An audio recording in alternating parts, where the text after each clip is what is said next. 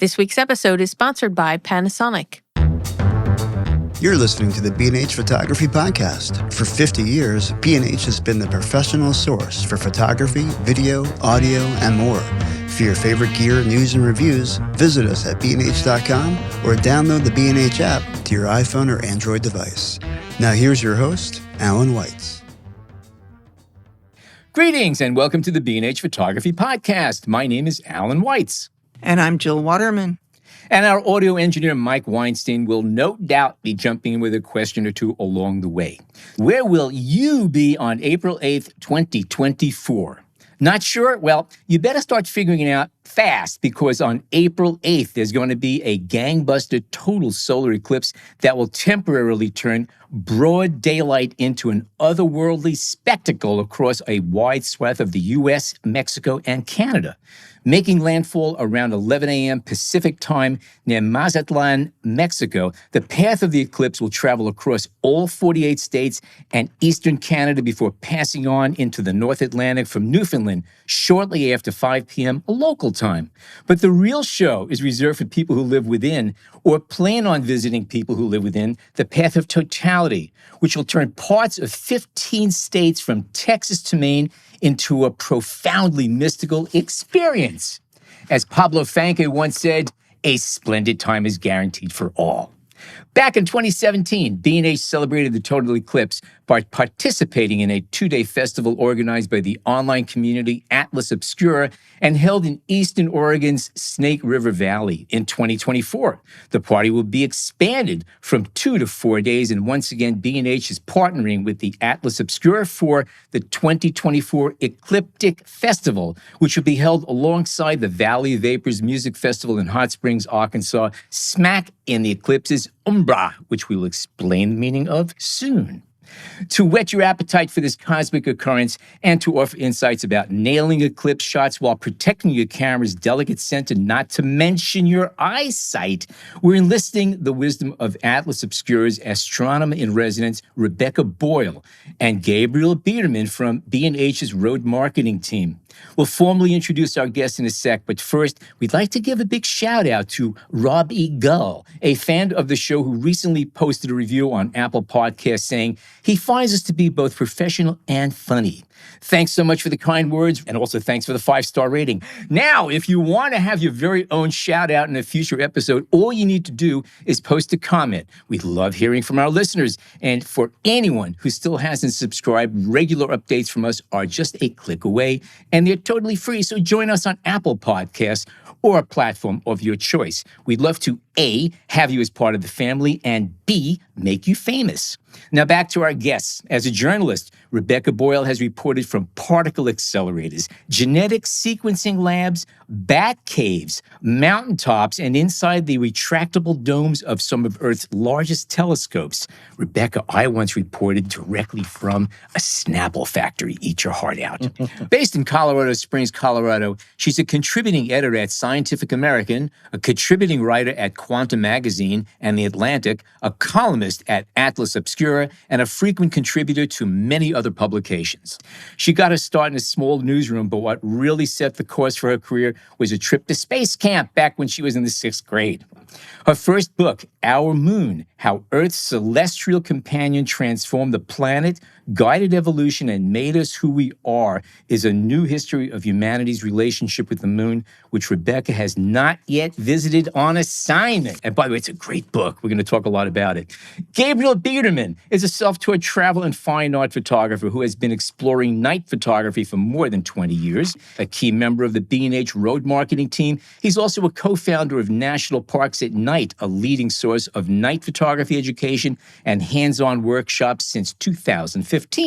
Gabe has taught night photography online with Creative Live B&H and at various trade shows, schools, and institutions since 2008. His work has been exhibited in New York, London, San Francisco, and Hawaii, and he's a co-author of the book Night Photography from Snapshots to Great Shots. And for the record, Gabe has been to the moon, but that's another story from what I understand based on hearsay. Rebecca and Gabe, welcome to our show. Thanks so much. Well, thank you. It's good to be here. Gabe, we're going to park you back there for a little bit. We're going to start with Rebecca. Yep. Now, you've done some exhaustive research about the moon in your book. That said, based on your research, what's the most surprising discovery you've made about the moon? Oh man, it's hard to pick one. I think the most surprising thing to me was how colorful it actually looks if you're up there. A lot of the astronauts described all of these different shades of oranges and browns and tans and even like purples and maybe even greens. And it doesn't look like that when you look at it from Earth, but the rocks themselves actually do have all these different hues, which I found really surprising. But let me ask you a question, though. Again, reading your book, which is fascinating. And by the way, it's not just space tech and nerdy stuff. There's a lot of very interesting things about how the moon really affected our culture, human beings, and everything in general about this planet that we live on. It's incredibly thorough in its research and the presentation, and a real joy to read. Thanks. But from what I understood and interpreted, the astronauts saw all these colors. When they came back in, they realized all the dust on their suits and everything was gray. Yeah. And the rocks they brought back were actually gray. So how much of that color that they were seeing was refraction, or possibly either from the sun on the stones themselves, or through the visors that they have, which have their own optical qualities? Any thoughts about that? It could have been an artifact of their sunshades because they had to have these really dark sunglasses kind of over their helmets to be able to see. But there are a lot of materials on the moon that would reflect certain different colors of light. And even if you look at the moon rocks up close, some of them have a lot of color. Like surprisingly, the whole thing shines brightly like this whitish, grayish object in the sky. But if you get up close and personal, the rocks actually do have a lot of different features and different hues that come out even in the sample lab here now on Earth in NASA's Johnson Space Center. I saw some of the rocks and they don't look like what I expected. I thought they would look kind of monochrome, kind of like dinky little dusty gray things, but they're sparkling and they have this hues of green and little flecks of color all throughout them. And I think if you take a photo, if you take really detailed, layered images of the moon, you can see some of these colors end up coming out. And it's more maybe some browns and like dusky hues. But I don't think it's as simple as that the moon is kind of one color. Well, good to hear that. Now, in your book, you explain that the Earth and our moon are composed of many of the same materials. I believe feldspar is a very common material that we find both here and there. And that's because the Earth and the moon were created essentially at the same time. Could you give us the background story about this? Because it's an interesting story how our planet and the moon came together or came apart. Yeah. We didn't actually know anything about how this happened until Apollo. And actually, we still don't totally understand what happened, which I find amazing. Like, it's the moon. Shouldn't we know like how the moon got here? And we're actually not totally sure. In part because it's such a singular thing. There's nothing else like our moon in the whole solar system. It's the only kind of paired system of worlds like this, unless you count Pluto, which isn't really a planet anymore. So that's kind of a different thing. But our moon is very unique, and people had a lot of interesting ways for explaining why it got here. And my favorite old theory is that it was calved like a glacier, calving a iceberg. Somehow it was like shorn away from Earth.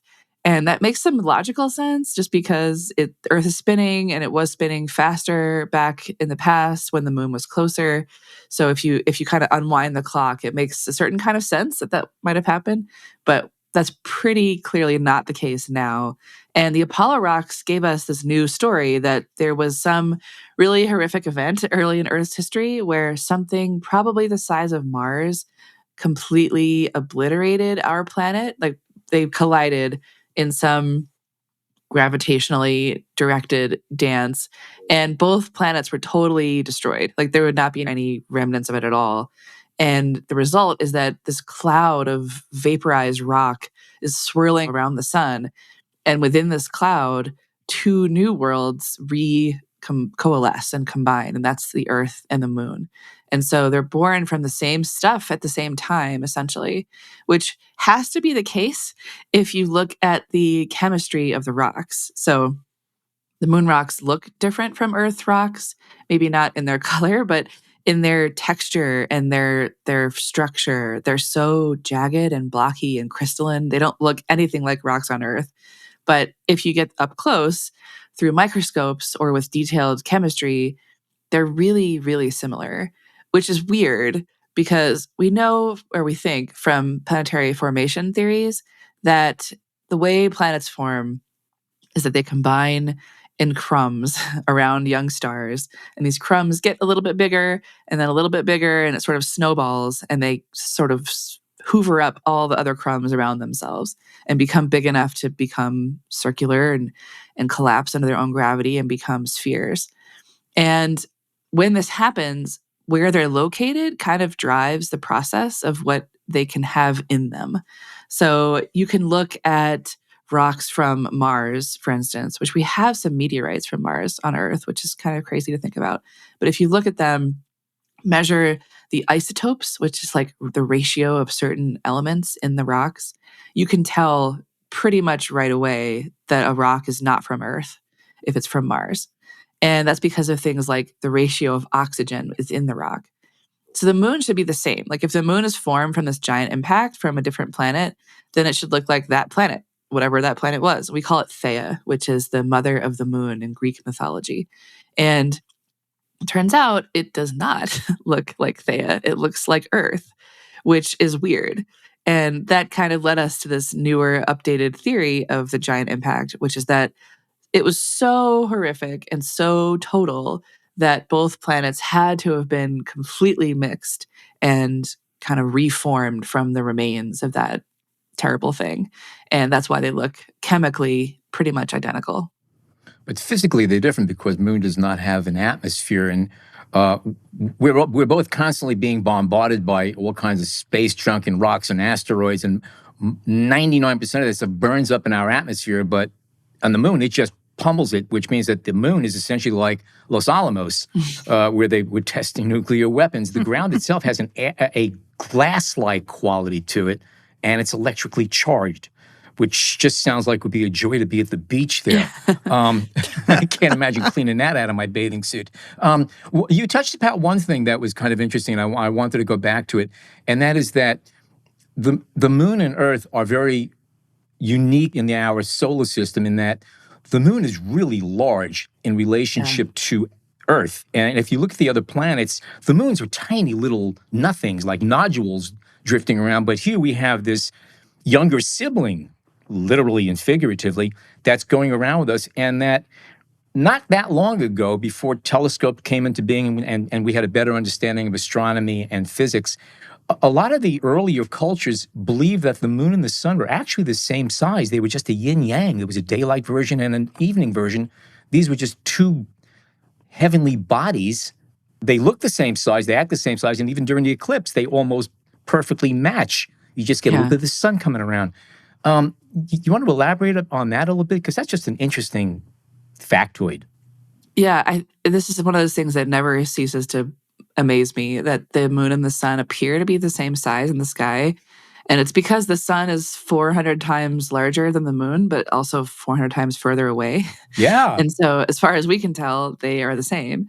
And the moon is really big relative to Earth. Like it's 1/4 the width of this planet. And if you think about that in terms of the other planets, like you said, like the moons of Jupiter has like 81 moons. I think they just found another one actually, but they're like crumbs. They're nothing compared to Jupiter. And Earth's moon is huge. I mean, it's just enormous. And it's also really far away actually, which I think is also something people don't necessarily realize when you look at it. You could fit almost 30 Earths between here and the moon. You could fit almost all the other planets between us and the moon if you just line them up side by side. Is it that far? Really? It's that far. It's 250,000 miles away. It would take like 6 months if you could drive there, like going, highway speeds, which you can't. You have to go a lot faster than that. But I don't do highway speeds. Yeah, it would be faster to go a lot quicker than that. But yeah, it's very far. And I think it's kind of surprising when you think about that. And that's why it looks kind of little in the sky. But it's actually really big compared to this planet and compared to other moons of other planets in this solar system. But yeah, the cosmic coincidence of total eclipses is kind of mind-boggling to me. And it's just right now. Like in the past, the moon was closer, and so it would have blocked even more of the sun, and you wouldn't have really maybe seen the corona the way that we'll be able to see it here coming up in April. And in the future, it will be further away. The moon is moving away from us. So in the distant future, it won't be big enough in the sky to eclipse the sun. So you'll only have these sort of ring of fire eclipses that we had in October of last year, when the moon is a little bit further away in its orbit. But that's far away. Like we'll all be uploaded into AI systems by then, so we don't have to worry about that. We'd like to schedule to have you back on the show when that happens. Just keep your calendar clear. I'm curious about one thing. You just mentioned that the moon is, in fact, moving further away as it spins around. The distance is increasing. At what point will it become its own planet, for lack of better words? And would it be a planet? Would it be categorized like Pluto as a subplanet, or whatever they term them now? Oh, that's a good question. I guess it would be. Technically, it could be considered a dwarf planet, which is what Pluto is considered. But once it leaves Earth, I don't know. It wouldn't be a moon anymore. It wouldn't be a satellite. It would be Mr. Moon. Yeah, that's right. Yeah, but that's so far into the future that like I don't actually know if that will ever happen in terms of how long it would take for the moon to move so far away that it completely divorces itself from Earth's gravity. I mean, that would be a very long time from now. And it's possible that the Earth itself would have other problems, like the expanding sun or, something else. So, Rebecca, thinking in a closer time frame, the distance between the Earth and the moon does change regularly during its orbit. And that relates to why there are different types of eclipses. Yes. Can you tell us more about that? Yeah. So we learned in the 1600s from Johannes Kepler that planets and satellites of planets don't orbit in circles. They orbit in ellipses. So we have these nice oval patterns that we trace through the solar system, and all the moons that orbit all the planets do the same thing. Actually, so do satellites. We have to kind of develop these nice little oblong orbital mechanics. And because of that, sometimes the moon is closer to Earth and sometimes further away. And when it's closer, we all heard the phrase supermoon, which is when it does look brighter. It looks like about 14% brighter during a supermoon. And this is when the moon is just on the nearest part of its orbit around Earth and happens to be full. So like a full supermoon is really bright and it's very visible. You can definitely tell that it's a little bit different than a micromoon, which is kind of the opposite. And that's when it's more distant on its orbit around the Earth. And it looks a little bit smaller in the sky. It's a little bit less bright. And importantly, it has a different effect on the tide. And when the moon is closer and it's a supermoon, full moon, you would have a much more powerful king tide. Or when it's further away, you have a weaker tide. So the high and low tides are weaker. But yeah, this is why we have these two types of solar eclipses. So we have coming up is a total solar eclipse. So it's like perfectly aligned. The moon is in just the right spot to block the disk of the sun, where all you'll see is the sun's outer atmosphere, the corona. But in the fall of last year, in October, we had an annular eclipse, which is also called a ring of fire eclipse. And this happens when the moon is a little bit further away on its orbit. So it's like a micromoon, new moon would be the cause of an annular eclipse. And it's not quite big enough in the sky to totally block the sun's disk. So you see this like black hole surrounded by a thin ring of orange fire. And that's what we had in October. But the show in April is the main event, the total solar eclipse. Cool. So actually, what you were describing about the tides, will there be a king tide together with the upcoming eclipse? Well, I don't know, actually. I'm not exactly sure where it is in its orbit. It will be a new moon. Right. That's just how that has to work. Like new moon meaning like the moon itself is not visible to us because it's so close to the sun. And in this case, it's right in front of the sun. So we won't see the moon until the eclipse happens. And at new moon, we have the highest high tide and lowest low tide because the moon and the sun are aligned with Earth, kind of in a straight line. In a total solar eclipse, a completely straight line called a syzygy, this arrangement of worlds. And it does have a stronger effect on the tide at that time of month, just as a full moon does. But it also has to do with its location relative to Earth. And I have not looked up that number right now. I don't know exactly where the moon is going to be on its orbit during this eclipse, but it will be a new moon. So no matter what, it will be a higher tidal cycle. Wow. I would imagine it'd be hard to generalize because it's starting off off the coast of Mexico in the Pacific, and it's ending up in the North Atlantic.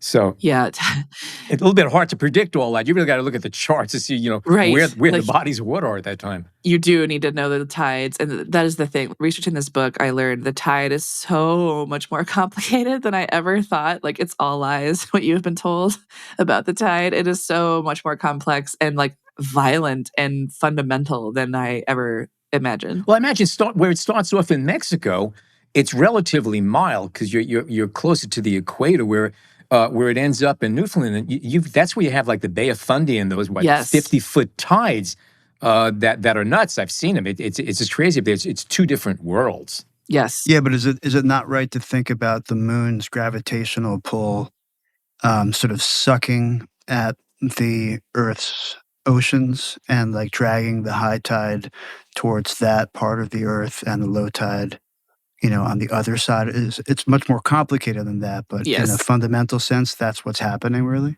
Sort of. Yeah. I mean, it is pulling on Earth and Earth's pulling on the moon, and this sort of interaction between their gravity is what causes the tide to rise and fall.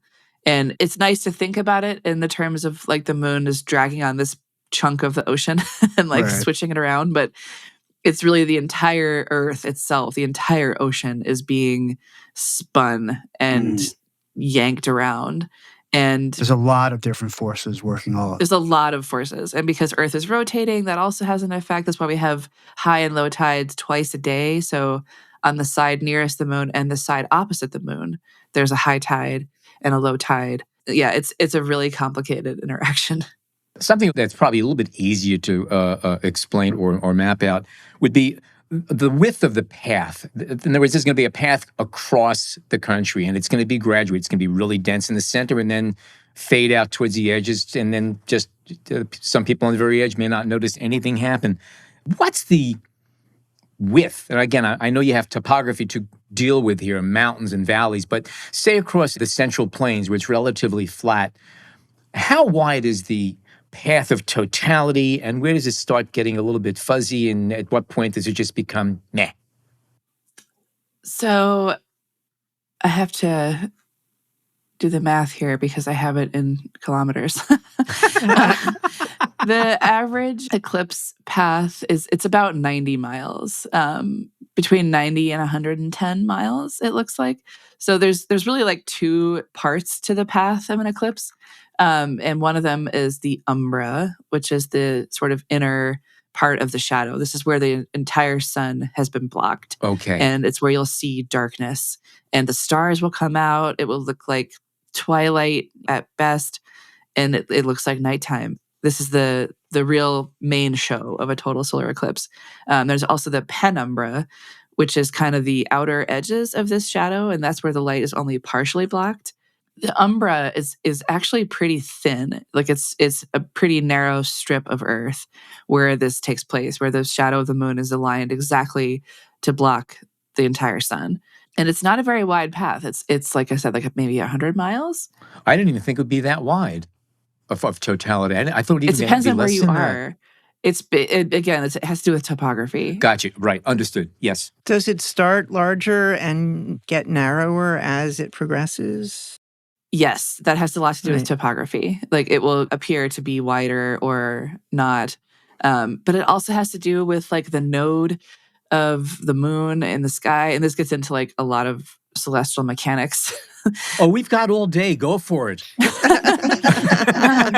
Yeah, I've got a Radio Shack calculator here, so I can just punch in those numbers. But yeah, there are a lot of like numbers that are confusing because where the sun is in the sky in this part of the year in the northern hemisphere, it's just after spring equinox, so the sun is a little higher, and the moon again is moving too. They both seem to do this like double Dutch phenomenon where like in the spring they're both kind of in the mid latitudes of the sky, in the winter, the moon is right overhead and the sun is low on the horizon. In the summer, it's reversed. So the sun is overhead in the summer and the moon is like lower in the sky. So you might be able to see it in your window and it's more obvious in the summertime. And this is also related to where the eclipses happen in the sky. So this one is in April. So we'll be just past the northern hemisphere vernal equinox. So the sun is like nicely in the upper part of the sky, but not right overhead yet. Like if it was midsummer, it'll be easier to see without having to look totally overhead. You'll be able to crane your neck a little bit to look at it. And all these positions have a big effect on how wide the eclipse path looks, how long it lasts. This eclipse is 4 minutes, give or take a few seconds, depending on where you are. And the eclipse in 2017 was only about 2 minutes. And again, that has to do with where the objects are and how Earth is tilted relative to the sun. And all these things play a role. By the way, are there like eclipse chasers, like tornado twister chasers? Oh, yes. Yes. They call themselves umbraphiles. I love and it. they are people who chase eclipses. I have a few friends who actually do this, and they literally travel the Earth in search of this experience of the moon slipping in front of the sun. So you can drag the 4 minutes out. They don't actually race the eclipse. I mean, you need a jet to do that. You do need a jet. That's what I'm saying. Yeah, you get an F-15. And there is a flight, actually. Right. I believe Delta Airlines. Yep, Delta is doing it. Huh. I'm not sure, but I think United Airlines might have flights that are planned to chase this path. My dad actually is thinking about doing this. My dad is a retired commercial airline pilot and Oh, wow. now has his own plane, and he's thinking about trying to map out a flight plan Ooh. to stay in the Umbra longer. But it would be only like maybe another minute. Even the fastest jet doesn't go as fast as the sun. Wow. I waxed my car. I'm going to take it up 95. Really? I'm going to see how I can do it. Whatever you need to do to get a good view. Hey, it's a convertible. Drop the top wax and just listen. Let's see how far we can get with this Oh, thing. there you go. Now, Manhattan itself, just to be a little bit selfish about that, obviously our listeners are all over the planet. Manhattan itself, from what I see in my notes, we're going to have about a 91.2% totality. That's pretty darn dark. It's pretty good, but it's not going to be that dark. It'll be weird. The sunlight will look strange, like it's been filtered through like the, Valencia filter on Instagram or something, where like it's kind of metallic. The sky looks a little wrong. You're like, the shadows are kind of weird. You will see one of the best things to see in an eclipse that's not exactly in the umbra is crescents on the ground. So like look through leaves of a tree. Yes. And hold your hand up and you'll see crescent suns instead of just regular light like you're used to in the shade. You'll see like dappled crescents everywhere, which is really cool and something to see. But it won't be dark in the same way that it would be during the total solar eclipse in the middle of that umbra, but you'll still see some cool atmospheric effects. One of the things that always struck me about the eclipse, the several I've gone through, is that the light levels drop off as if the sun is setting, but the light doesn't turn warm in color. It stays the same, neutral blue or whatever. If it's midday or whatever, it doesn't shift to that late afternoon warm gold light. Yeah. Okay, it stays neutral, which is kind of weird, and it just dims out.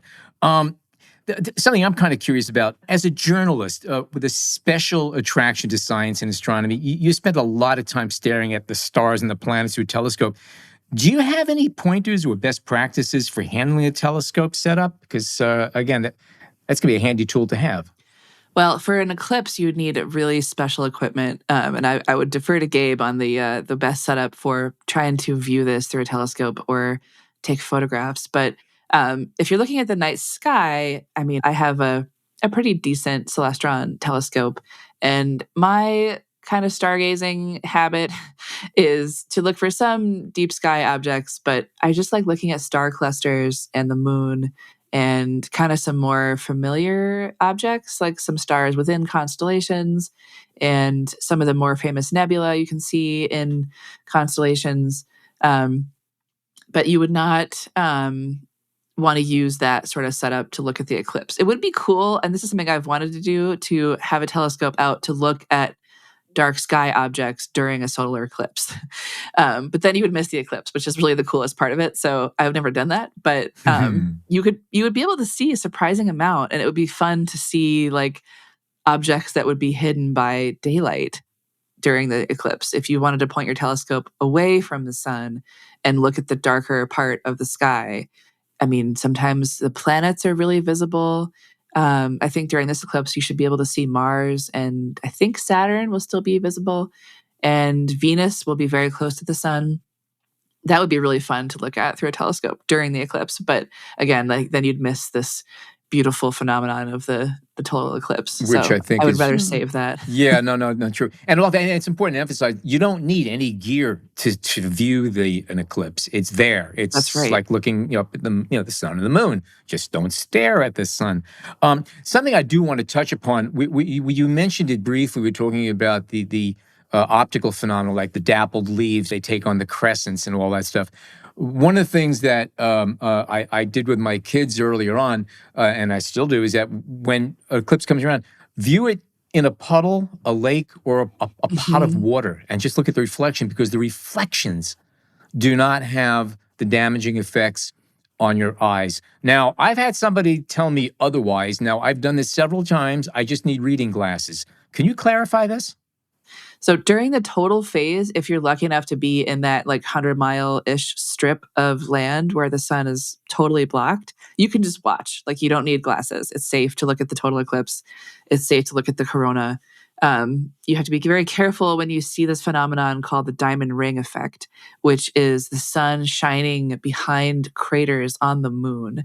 And it looks like an engagement ring in the sky because there's this like very faint ring of the corona and then a very bright sparkling light coming through some of the moon's deeper craters. Once that's visible, then you should look away because then the sun's coming out and you don't want to hurt your eyes by looking at that. And then after that, and before the totality event, then you would want eclipse glasses, which are like a special kind of filter that blocks all light except for a couple spectra of the sun. So you can see this kind of orange ball. And if you can get eclipse glasses, get them now because they're going to be a very hot commodity in the next couple of weeks. And that will allow you to see, it looks like someone's taking a bite out of the sun from anywhere you are in Manhattan, in the northern latitudes especially. It'll be really great viewing in southern latitudes at the beginning of the eclipse. If you're in Texas or Oklahoma or Arizona, New Mexico, it would be really great to have those eclipse glasses. And you'll still see this interesting phenomenon, but it won't be safe to look at it without them. I think also if you are into infrared photography and you have an R72 filter, which is incredibly dense glass, you can just hold it up to the sun, you see a dull yellow ball. You can use those too for viewing. Just make sure that it's like an R72 heavy density. Yes, and I would be still very careful just looking through it with your eyes. Yeah, as soon as you start smelling burning flesh, look away. Anyway, also around the same time as the upcoming eclipse, the comet 12P Pons Brook will be orbiting close to the sun, and it's believed the comet will be both visible and photographable in the night sky. Does anybody have any tips on how to visually locate this comet in the night sky using a telescope, or maybe even with the naked eye? Will it be visible just staring? It should be. It should be very bright, actually. It's going to be a really interesting comet. This will be one of the brightest comets in years. And it's already been shedding material. People with pretty good telescopes now and astronomers are kind of tracking it as it's getting closer to the sun. And it has been sort of emitting some of its icier material. So comets are like ice balls, basically, that are dirty. And as they get closer to the sun, some of their material starts to sublime, to just vaporize and create this tail phenomenon called a coma. And as it gets closer, it gets brighter because it's happening on a stronger scale. So we don't really know exactly yet how bright it's going to be when it gets to the closest point to the sun, which is April 21st, right after the eclipse. So it's very possible, likely, that it will be visible during the eclipse, which is really cool. And I think that will be a pretty special phenomenon that, people in times past would probably have imagined as an omen of something, or something very lucky or very unlucky. Imagine that all of a sudden the sun is gone and it's darkness around you. There's this flaming hole in the sky, and there's a comet near it. Like, it's kind of terrifying. What can go wrong? Who knows? Maybe the Cubs will win the World Series again. There's something positive to think towards. By the way, Rebecca, does the inverse phenomena happen from the position of the moon? Like, have astronauts ever... I know the annular proportions are different, so the Earth would totally block the sun, but has that happened or been documented by astronauts? There was no lunar eclipse during any of the Apollo missions, but that would be something. I mean, that's in part because of the timing. They wanted to have, lunar day. Right. Like, you don't want to be on the moon during the lunar night, Right? because you are going to freeze. And if you're there during lunar day, you need an air conditioner because it's so hot and direct sunlight. But that would happen during a full moon, and a total lunar eclipse is the light of all of the sunsets and all of the sunrises on Earth reflected on the moon as the Earth blocks the sun from the moon. So if you were there, it would be very dark, but also very orange, very red. Very and romantic. That would look really awesome. Yeah. Good date night. cold, but Cold, warm. yeah. And a long date night, because we should say that the day-night cycle on the moon is... It's 2 weeks. 2 weeks, okay. Your lunar day is 2 weeks, and lunar night is 2 weeks. Wow. And that just means that, in a given location, like, it's bright for 2 weeks and it's dark for 2 weeks. That's a lot of Netflix binging. That's all I'll tell you. All right, we are going to take a short break, and when we come back, more with Rebecca Boyle and Gabe Biderman. Stay tuned.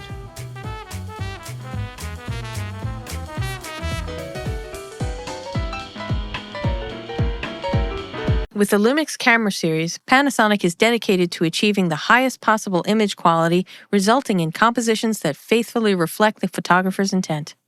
Panasonic strives to enable every photographer and videographer to realize their vision by creating cameras that break new ground in ergonomics, focus, and performance. Panasonic's G-Series and S-Series cameras, popular with both enthusiasts and professionals, strive to be the best camera of choice for all your creative needs. Head on over to bnh.com for more information about Panasonic Lumix cameras, or use the link in our podcast show notes. Okay, we are back, and we're going to shift focus here onto Gabe. And Gabe, let's talk about photo gear. What's your go-to setup for photographing an eclipse, and how do you decide on what lens or lenses to use? And I'll tag on a third part to the question. Is there such a thing as an ideal focal length to use for capturing eclipse? Sure. So I think it's become a little status quo to kind of capture the eclipse two ways. Everyone loves a closer look, of course, at the eclipse, and we're going to do that with a telephoto lens. So something in that 100 to 600 range is going to get you very close with photographic lenses. And then, of course, telescopes. You don't need a super powerful. In fact, 1,000 is I wouldn't go much closer than that with a telescope.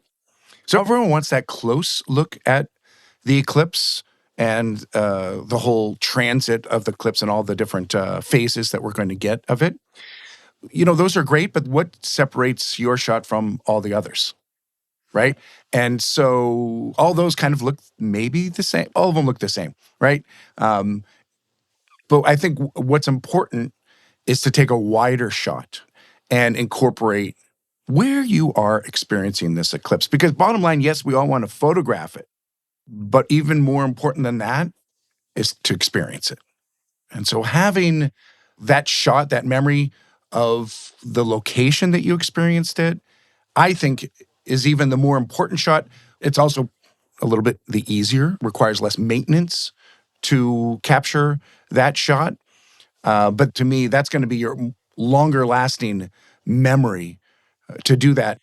Obviously, Rebecca pointed out, when we put these solar filters on, all we can see is the sun. We're blacking out all of the landscape. That's great for the telephoto shot, but that's not good for the wide angle shot. So what we have to do for that is we need to capture the landscape either before the sun comes into transit, into your composition, Or you can take it very briefly. You know, it's not safe to capture the sun, but we all take pictures of the sun, let's be honest. We've all incorporated the sun in many photographs. And for brief moments, it's fine, but we don't want to be without a solar filter taking pictures pointing towards the sun for more than a few moments, I would think. So you could take a picture of it, a wide angle shot especially, and capture the landscape and have that sort of more natural light. Another thing that I don't see many people do, it's something that I'm going to experiment with this time, is when we are taking the wide picture during totality, it's still too dark to really get the landscape. Again, we're kind of exposing for the eclipse, and that still makes the environment that you're in quite dark. But I'm going to try to also capture an overexposed eclipse shot that, again, gets the better shot of that landscape, because we've kind of talked about that metallic, that silvery light that is very unnatural. And again, that's also part of the experience. I've not really seen that captured in a wide angle shot. And that's important to do. I think that during the last annual eclipse, I saw a lot for the first time, a lot of people taking pictures of the sun. They would take the filter off either in the transit, in your composition, at either the beginning or the end. So you'd have a sort of a sunburst at the beginning or the end of the shot. That was kind of creative and new, I thought. And that's another way, again, to do it. So a lot of options for both the wide angle, a lot of considerations. The telephoto shot is going to require much more maintenance, much more tracking. And then running two rigs, it complicates things. How do you juggle that? It's a juggle, for sure. It is. But again, I think for that wide angle shot, once you set it up and do whatever you need to do, then you just set it on an intervalometer, right? So typically, the sun will move its own width in about 2 to 3 minutes. Okay, so I can set up my wide angle shot. I can get any foreground shots I want before. Then I put the filter on, and then I just set it up for an interval every 2 to 3 minutes. And then that's it. That kind of leave that be.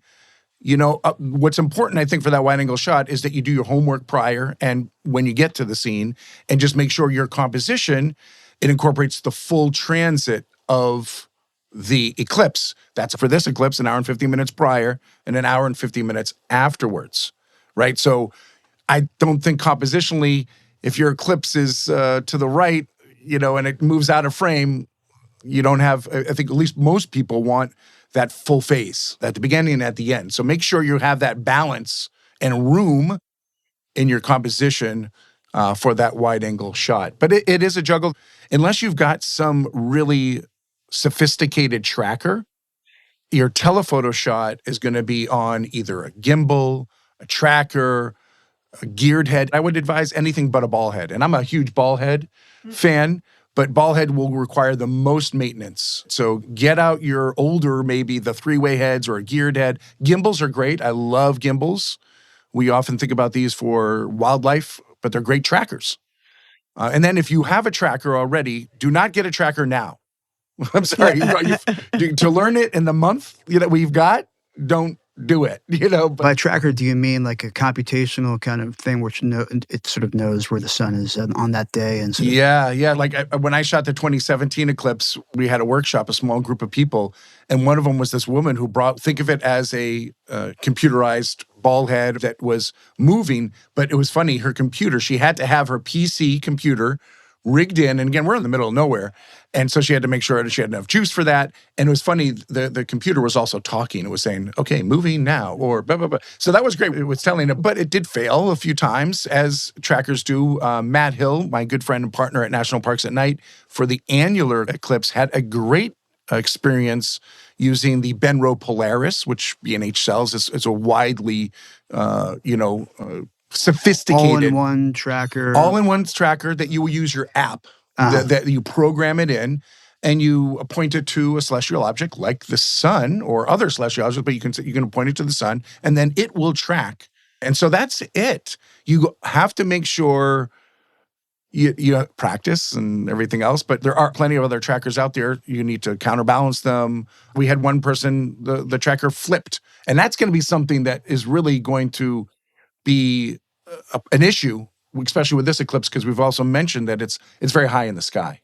Right. So that's going to be a challenge for any tracker out there, is that we're going to be pointing almost directly up, especially with those telephoto lenses. So you got to make sure you're counterbalanced, and you're practicing now with the gear you have. Is there specific things that would be best to practice with? Track the sun right now. The sun, yeah. Track the sun right now. Go out there. I mean, the eclipse is going to happen depending upon where you are, but find out where it's going to be. It's going to be from 10:30 to 2:30 for the most part for most of the North America. So go out there now. I mean, as we get to the equinox and after, it's going to be getting higher to the sky. But hopefully you've got the gear you want to use. That's what I'll say now. Incorporating new gear now is going to require more practice, right? But go out there, the times that it's going to be and the location you want to be, and start experiencing that now. Use your solar filters. Hopefully you've got your solar filters as well on the equipment, and be testing that out now. And to be honest, don't just test it for 10 minutes. Right. Test it again for that. We said an hour and 15 minutes before, an hour and 15 minutes after. I'm sorry, this is 2.5 hours worth of homework that we're asking you to do. So bring a stool, bring a comfortable chair, bring a sandwich, a bottle of water. Stay hydrated. Something I'm curious about, we're talking about trackers, and a lot of our listeners do not have trackers. And as you said, if you don't have them right now, it's too late. What would you say, assuming you're working on a tripod, which I think is very highly recommended in this case, I don't care how good your image stabilization is, what would be the shortest shutter speed that one should be using to get a sharp photograph, a perceptually sharp photograph? Yeah, so that's a great question. We always use a shutter speed rule that you use the same as the focal length, and that's for a handheld, but it serves well on a tripod as well. I will say you'd be surprised. At the 2017 Eclipse, I was bracketing from 2 seconds to a 60th of a second. And I got sharp images. Oh. I wasn't on a tracker. I wasn't on anything. I mean, some were blurry. I was also shooting these in burst rate. I was bracketing, right? So within my bracket, I was going 5 to 7 stops above and beyond. So let's say I kind of zeroed in on 60th of a second as my my base exposure. It was going lower and higher than that. But I think I want to, with this next Eclipse, be a little bit more sensitive to the shutter speeds, because yes, you definitely risk the chance of getting a sort of a blurry moon with that as well. During the corona, we'll want to overexpose quite a bit, and that's something I saw a lot of. The more we overexpose, the more we can get the detail, and yes, we'll blow out the actual center of the eclipse, but we'll get a longer and longer corona, because the corona is just, that's sort of the shot that everyone dreams about when we're in totality. And you'd be surprised how long that corona really extends. It's almost the size of 1.5 other suns. Right. Past that. I don't know, Rebecca, you might know this specifically, but it's always there. We just never see it because maybe we'll get like a lucky solar ejecta at the same time. Yeah, get some auroras coming our way, right? Gabe, I do want to go back to one thing that you mentioned, which is important. And that is, you were talking about when setting up a shot and framing it and choosing a focal length. And then you were talking about showing the eclipse in relationship to the environment that you're in. And again, it's this difference between a headshot and an environmental portrait. And again, it gives you a sense of place. And that is a really important thing, because if you're just going to take a shot, this is just my take on it, let's get as close as we can and fill the frame with it. Just go online. There'll be 80 billion pictures just like that, from a variety of locations. But only you can set up a shot that is environmental and is local, that is identifiable, whether you have to travel to this place or whether there is a location near where you live, walkable or drivable, whatever. But to pick out a situation that is recognizable, that tells its own story, and then place that eclipse within that, incorporate it into it. On that note, Gabe, do you have a favorite image, not necessarily yours, but just out there in history of the solar eclipse? Well, I mean, obviously I have my favorites, and my favorites tend to be the wide shots. So I will say the diamond ring shot I got in the 2017 definitely trended. This is so interesting because we definitely live in a glory age of capturing the eclipse, right? So I think in 2017, I was one of the first people to get it out there, and I got a diamond ring effect. And by chance, I chose to stop down my aperture significantly. I was at like f16, f22, which I don't think many people do. But again, when we stop down our aperture, we're going to highlight any flare. That's what the diamond ring is, as Rebecca mentioned. It's that flare, right, of the last glimpse of the sun behind the mountains of the moon, right? And the shot that I got of the diamond ring flared like no one else's. That extended. So that trended nicely, and that was quite a unique thing. And we kind of talked about juggling. You're going to juggle a lot of stuff. That's where the practice will come in. You can't practice the diamond ring. You can't practice totality until the moment is here. A friend of mine, Clarence Spencer, used an infrared camera in the 2017 total eclipse, and he got a phenomenal shot.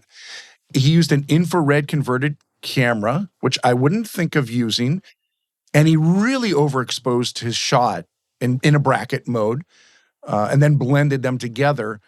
I think he said the maximum shutter speed he went was up to 20 seconds. Now, again, that's for the corona. So he really got a very extensive corona. But what was unique about his shot was using that full spectrum converted camera.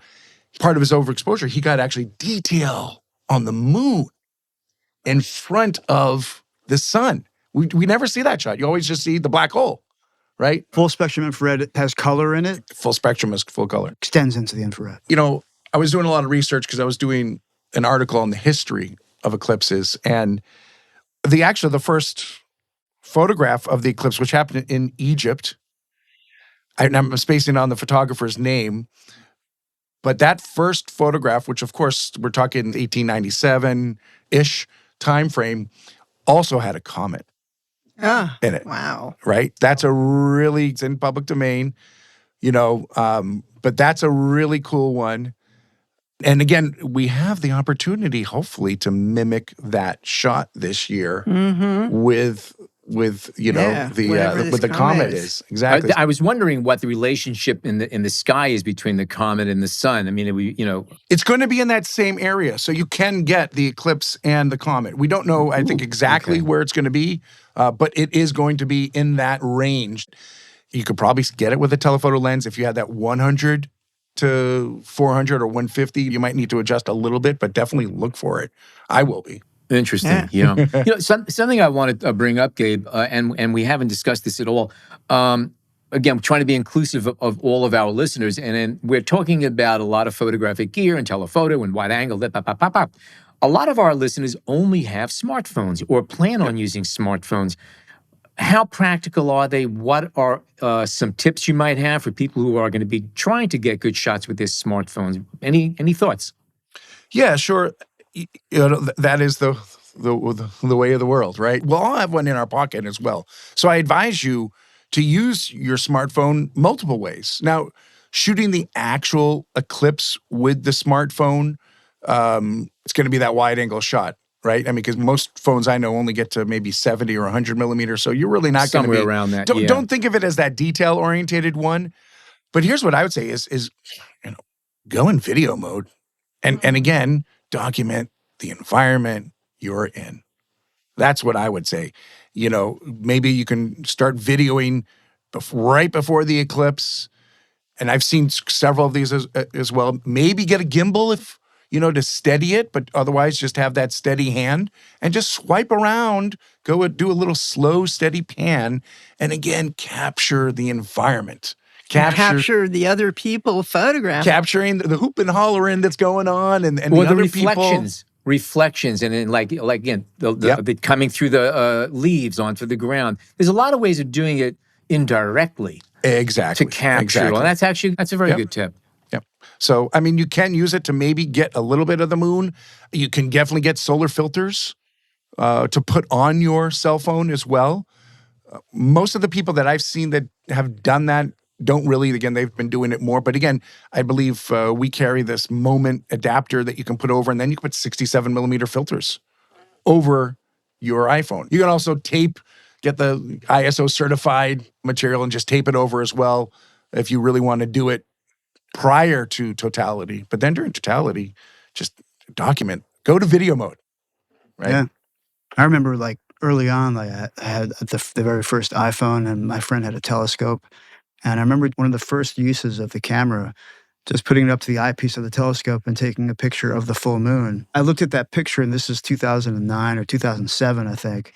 And I was like, wow, it was really detailed. It was super sharp. It was just a picture of the optics of this like dinky telescope, but the moon was right there on my phone. It was really great. So yeah, and that's, I mean, again, there'll be a lot of quote unquote star parties out there.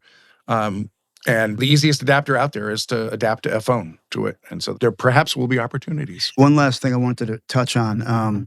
You mentioned earlier you're interested in capturing the quality of the light as the sky darkens, but the moon is up high above the horizon. So it's not coming through the atmosphere like we normally would.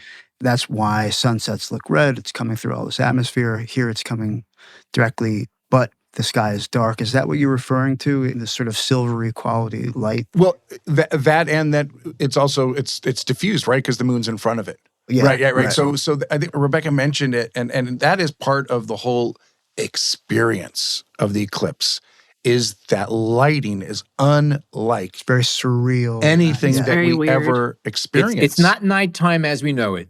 It's, I mean, you can say twilight, but it's not, because it doesn't It's have not that even blue. really twilight. Yeah. It's a metallic twilight, right? You know, so it's silvery. I call it silvery light. And then, of course, hand in hand with that is that the world goes silent, hopefully, right? But insects, birds, animals, wildlife just all of a sudden are like quiet. And everything starts smelling like damp firecrackers. It's very strange. For those of you who didn't read the book, you won't get it. But it's Inside joke. Go get the book now. Yes, please do. Catch up with us.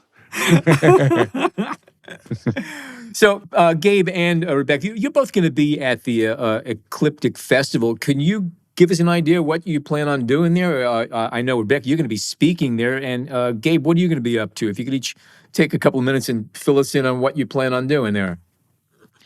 Yeah, so one of my talks is about the relationship that we have with the moon. And I think, a solar eclipse is about the sun because it's the daytime, the sun is vanishing. It's this kind of bizarre and terrifying event, but it happens because of the moon. So I want to talk about the moon and how it's the central feature of this event and why we should all care about it. And then I also have an event with you guys where I'll be doing a sort of guided stargazing talk and looking through some telescopes about what we can see, because an eclipse happens during new moon. The moon is not up at night, which means it's a really great time to look for deep sky objects and other items that you would not be able to see when the moon is out. And especially where we're going to be, it's a very dark area, so should be really good seeing, hopefully.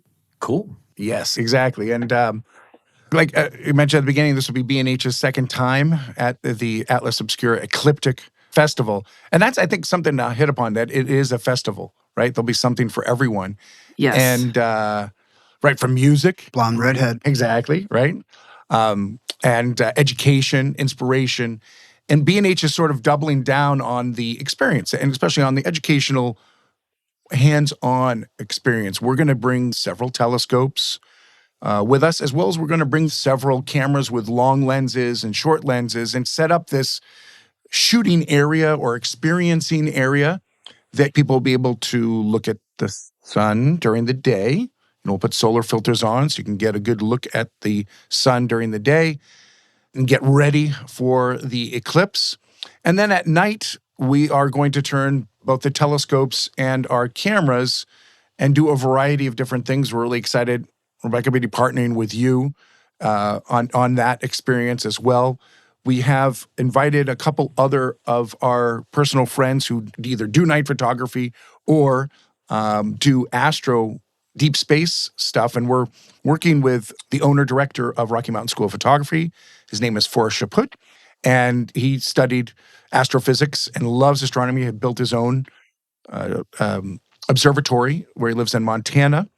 And so he'll be one of our experts on the telescope side of things and be doing a variety of different things to help you see different things at night and help educate people. He's done a great job of teaching first-timers to experience the telescopes. And ideally, you can come over and experience it and perhaps attach your phone, maybe capture a picture of something, or depending on what adapters and stuff. But in an ideal world, you can either bring your camera or your phone and adapt it to some of those telescopes, or bring a memory card and put it into one of the cameras that are also set up there. Another one of our friends, Susan Magnano, who has worked quite a bit with B&H, to really fully embrace the festival side of things. Yes, exactly. Light painting. Well, right. Like, I know it's luminous. She's going to be taking luminous portraits, right? She's called it like graffiti, luminous portraits. We'll make sure it's a little further away from the people that are just wanting to be looking through the telescopes and other. Keep those groups segregated. We'll keep them at a safe distance. But she does these amazing portraits of people where she uses these tubes, colors, luminous objects. And so hopefully you can also come to the B&H area and walk away with a portrait of you, your friends, your family from the festival at night. These obviously work best at night. So really excited to be working with her. I'll be there as well to kind of just help with all things above and beyond. If you want to learn anything about night photography side of things, especially, that's my expertise. So whether you want to just take pictures of deep space, my personal favorite, again, is astro landscape, right? Telling the story between the sky and the beautiful things that are going on up there and the landscape and what story is to be told there. And I think at a festival, we'll be in a valley. It's not like we're going to have like a huge mountain in front of us, but I'm thinking about taking pictures of people and of the stage, or just other sort of things that really, again, tell the story of where are you and the story with the sky. Cool. And podcast engineers were gratis, right? I'm totally comped for this. So I can... Exactly. So dope. Gabe's also going to have a kiosk. He's going to be selling his latest line of hats. Well, listen, you all know I wear fedoras and hats. I'll be definitely bringing straw hats, because we've talked about looking at the reflections of the eclipse through leaves, through colanders, through pinholes. Well, listen, I'm going to be pulling out a straw hat. You might see Gabe without a hat, or just with an extra hat that he's using to take the pictures of the reflections of the eclipse. Moonrise over Gabe's head. I already got it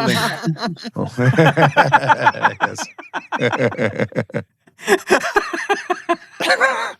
Let's do it. Yeah, I'm there. Exactly. Rebecca, I just wrote down some stuff here that I just wanted to get your thoughts on. There's been a renewed interest in all things lunar in the past, like maybe 10 years. Maybe this started with like SpaceX, and then other countries successfully landing on the moon, especially China and India, and then the shows For All Mankind. And then I went finally a couple months ago to the Wikipedia page for the Artemis project, which just is like, I'm still browsing it. It's like the complexity of this mission is just unreal. And then I went to the Wikipedia page of the Starship human landing system, which needs an elevator to get the astronauts to the moon surface. So this is not the lunar landers of yore.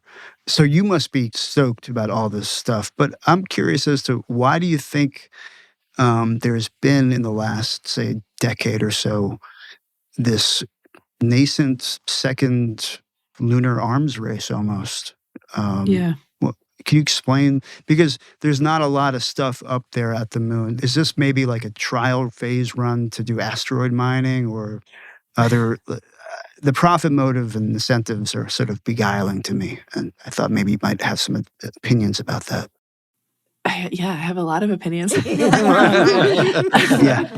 I think there's a lot of reasons why people are interested in the moon right now. And I think one of them is that, for the first time, countries other than the US are going up there and have successful space programs. You mentioned China and India. Japan just became the 5th country to land an object on the moon just last month. And now private companies also have their eyes on moon riches or moon development of some kind, moon mining maybe. And I think some of that stuff is pretty far afield. I think probably further afield than some of the stockholders of these companies would like to admit. But I do think it's in the future, and I think it's more possible now than ever, in part because of this sort of renewed geopolitical motivations. It's not quite the Cold War that we had in the 60s that drove Apollo, but it also, isn't not that. With respect to China, especially, like China is very keen on putting its taikonauts on the moon, and Taikonauts? U.S. taikonauts are the word for Chinese astronauts. Dig it. And like the Russians Right. are called cosmonauts, Sure. and we all have kind of our own little lingo. Taikonaut. But yeah, they're very interested in being up there, and I think the NASA administrator and American politicians have been very clear that we want to be the first ones to go back, and we don't want China to get there next. We want to get there next ourselves. People. And have our own new milestones. Yes, Right. with humans. Right. With human crews. But China is very active up there. They have another mission coming up later this year. That's another sample return mission. India has a successful program. They've landed a couple times. We landed one sort of upside down, I think, yesterday or the day before, right? Yeah. Well, we this new slid into commercial third lander. base. That's Okay, how we're okay. determining, That's probably the right analogy. Yeah, it's kind of on its sideways, who's either that or be out, Right. Yeah, that's right. Better than getting tagged out. Or falling back to Earth like Gene Roddenberry's ashes. Yeah. Yeah. This was the first commercial lander to make it up there, which is actually a really big deal. I mean, this is not a government-sponsored probe. This was built by a private company, publicly traded company. Taxpayer funded. But they do have NASA funding for sure. They have NASA grants, and NASA put some instruments on this thing. But it's not like it was during Apollo, where it's like this is a NASA spacecraft. This is a private company's spacecraft, and NASA is hitching a ride. And that's a really new paradigm for the moon. Not for space. I mean, this has been what we've been doing the last 15 to 20 years now in space, is this kind of commercial industry around getting to low Earth orbit. And that you mentioned SpaceX really is the main driver of a lot of that. But also NASA gives SpaceX a lot of money. Right. And SpaceX's successes have sort of rested on the shoulders of NASA grants trying to foster this whole economy where it's not just NASA sending people and rockets up there. It's companies that NASA is paying to do that. But then that means anybody else can pay them to do it too. So that's going to really change our whole experience of the moon, I think, in the next few years. Yeah, exciting times. If anybody wants to catch up on the realities of space travel, and we're talking about mining and taking advantage of the moon and asteroids and all that stuff, I'd recommend taking a look at another book called A City on Mars, which Rebecca actually reviewed for Scientific American, I believe you said. Yes. And it talks about the realities of what is involved in all of these things we're talking about doing, with like harvesting this and settling there, the hard, true realities. And it makes you realize that climate change is a piece of cake compared to living on the moon. It really, really is. It's actually, I think we'll want to focus our energies back on that. But again, if you're really interested in that, I would say that two books, the one we discussed today, Our Moon by Rebecca Boyle, and this other book called A City on Mars, answers a lot of questions and brings up a lot of new questions. And it just gives you tremendous amounts of food for thought. But as I mentioned up earlier to Rebecca early on in the show, this book is more than just about the moon and facts about the moon. It talks about how the moon affects the most basic parts of life, how our cultures have evolved, how everything has evolved on this planet Earth based on our relationship to the moon. Tremendously researched and very, very well written. Thanks. And I highly recommend this book to anybody who's an interest into this big gray ball that sits above our heads that we've all been staring at for the millennium. Rebecca, I really appreciated the little sort of footnote factoids. Especially the real mind-blowing one was the I'm not sure what it's called, when the planets lined up, 1079 BC perhaps, and China sort of, it influenced their dynastic regime Yes. change. The mandate from heaven. Mandate Yeah. from heaven. Yeah. It sort of describes the dynastic revolutions henceforward until today. 3,000 years ago. It influences the physical evolution of humanity and also, I guess, our cultural evolution as well. Yes. Well, the sky was our internet back then, right? Yeah. Seriously, that was our entertainment, was the sky, the dark sky, and the day. So. Hey, what's on in the heavens tonight, dear? What's on the heavens tonight, Uh-oh. Yeah. Oh, man. Well, Rebecca Boyle, Gabe Biderman, it's been terrific speaking with you guys today. Rebecca, aside from the festival coming up in the Eclipse, what else do you have coming up on your agenda? Anything going on that we'd be interested in? I'm going to the Tucson Festival of Books in March, which will be my first book festival as an author. So that'll be fun. That's cool. And then, I have a couple events in libraries and different places in the country that I'm either doing in person or Zooming into them. And you can hear me on a lot of podcasts. I've been doing it. Have you been booked or is there any discussion on getting on Sean Carroll's podcast? No, that's a good idea, though. Oh, man. Try it. Go for it. Yeah, I should have my Get your publicist people reach out. talking to that guy. He's the best. I love him. Mindscape, it's called.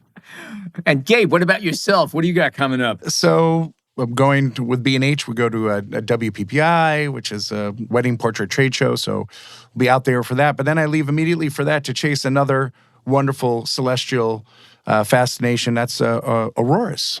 And I'll be going to Norway, up to the Lofoten area up there. I'll bring in a small group up for that experience. And then after that, I go right from that pretty much to the Eclipse. So I've got a nice full plate. But I will say, I'm also with my group National Parks at Night hosting a really nice in-person, if you're interested in night photography, we do host an in-person event called Nightscaper Conference, the Nightscaper Photo Conference, in fact. We usually have about 300, 400 people come, but it's like-minded people with interest in astro landscape, astro deep space, all sorts of things. There's star parties to go to as well. But that's going to be September 26th to 29th in Kanab, Utah. So if you can't make it to the Ecliptic, which we all hope you can make it to the Ecliptic Festival, just to experience that. Another good thing to do would be the Nightscaper Photo Conference. Sounds cool. Sounds good. And Gabe, it's always great having you on the show. This is not your first visit here. Seriously, good to be back. You always have great input and great energy, and it's always nice hearing your voice. What can I say? Thank you. You as well, buddy. Great. That's great. And Rebecca, it's been a pleasure having you on the show. Again, your book is called Our Moon, How Earth's Celestial Companion Transformed the Planet, Guided Evolution, and Made Us Who We Are. It's a tremendous read. It'll give you an enormous amount of food for thought. It'll pose questions to you that you never thought of, and you'll want to know the answers. And she gives them to you, which is really kind of wonderful. So again, thank you both for joining us today. Thanks so much for having me. This was fun. Thank you. Great stuff. If you're a fan of the show, but not yet a subscriber, head on over to Apple Podcasts, Spotify, or wherever you get your podcasts and click subscribe. You can also find this on the Explorer blog, where we post photos from our guests along with our show notes. And please join us on Facebook at the B&H Photography Podcast Group, where you can share your favorite photos and comments about the show. I'm your host, Alan Weitz. Jill Waterman is our creative producer. Episodes are recorded, mixed, and edited by technical producer Mike Weinstein. Our executive producer is Bjorn Peterson, and our editorial director is Sean Steiner. On behalf of all of us, thank you so much for tuning in today. Thanks to Panasonic for sponsoring this week's episode.